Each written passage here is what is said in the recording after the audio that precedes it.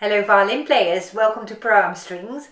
I'm Henriette and in this lesson we are learning to play the G major scale set for grade 2, and this is the 2-octave G major scale, so a longer one than what you've been used to so far in this course. We're starting this video by playing it from scratch, so if you've never played this G major scale before you should be fine. However, if you've learned it before, then obviously things will be a little bit easier. And by the end of this video you should be able to play the G major scale as it is required in your grade exam. So let's go ahead and let's get started. Now when you play the G major scale, you can probably see from your scale book that it has one sharp, and the finger pattern of the second fingers is as follows. On the G string, your second finger is wide apart compared with the first finger.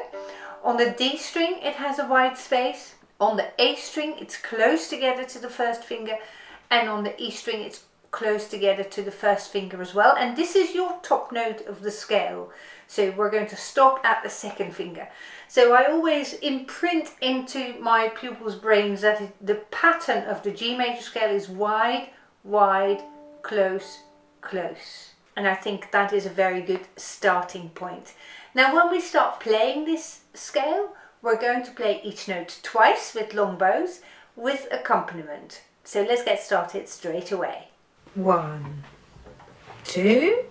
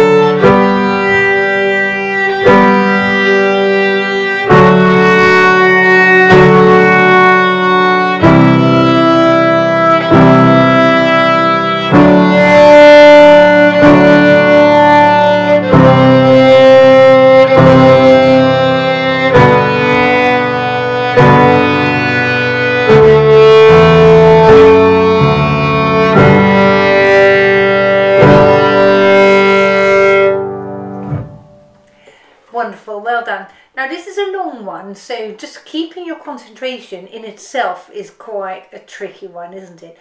But you let the finger pattern help you play this in tune as well as you can. In a moment we're going to play that again with the piano accompaniment, but I'd just like you to think back now to which fingers were the best and which fingers could do with some improvement in this scale that you've just played. So let's think for a moment. Can you identify one finger or maybe two where you thought, didn't blend in as well as I could possibly imagine? And then from there you can take this idea a step further and think, now how could you improve that on the next playing? So that we make a very efficient use of time. We're not going to fiddle about with things that aren't necessary. We pinpoint where the issue is and we're trying to fix it straight away. So let's go straight in and let's play it another time, shall we? 1, 2.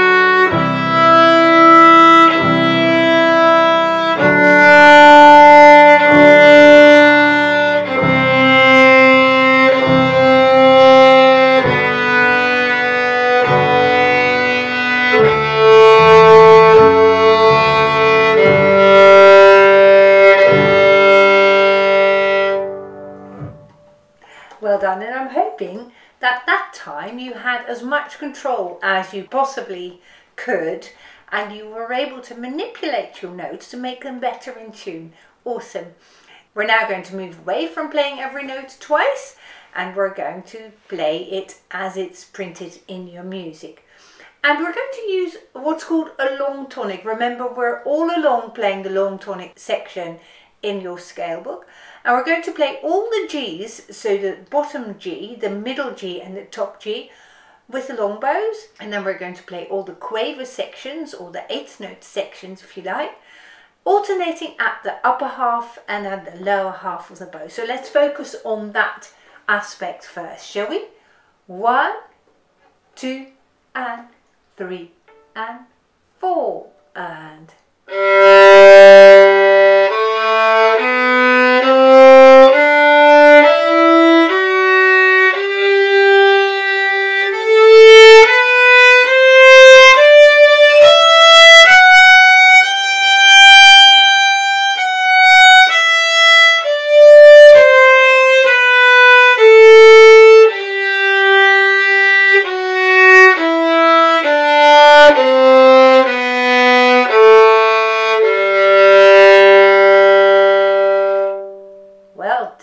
Very good. And I'm hoping that by now you can play this off by heart. And we're going to see if we can play a long crescendo to the top note. So we're starting mezzo forte, shall we say. And in the course of the first 2 bars, we're going to increase the volume and play louder and louder until the top note is our loudest note of our scale. 1, 2 and 3 and 4 and...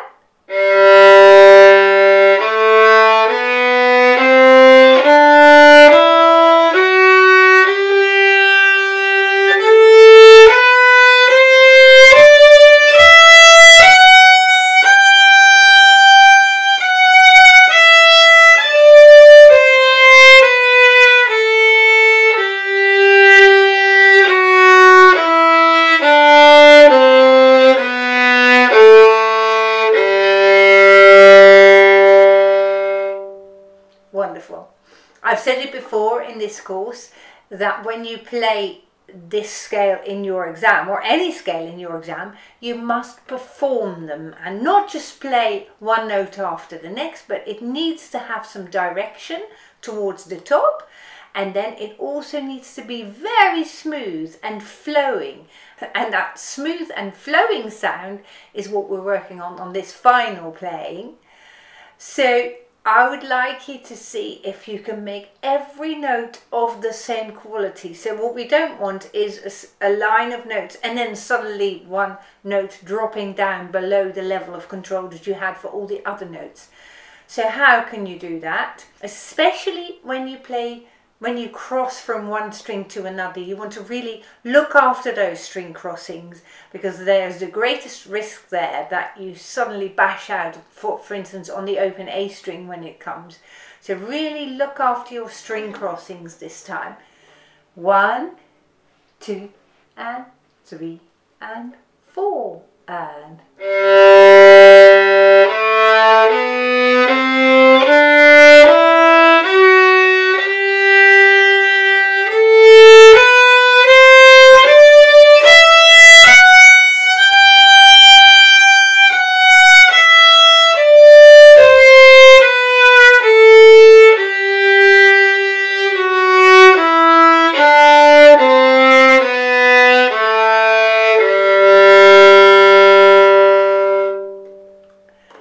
Well done. Well done for sticking with me all this time in this video.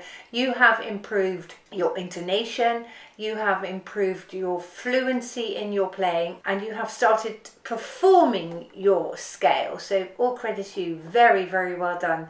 I very much look forward to seeing you in the next lesson where we will be practicing the G major arpeggio.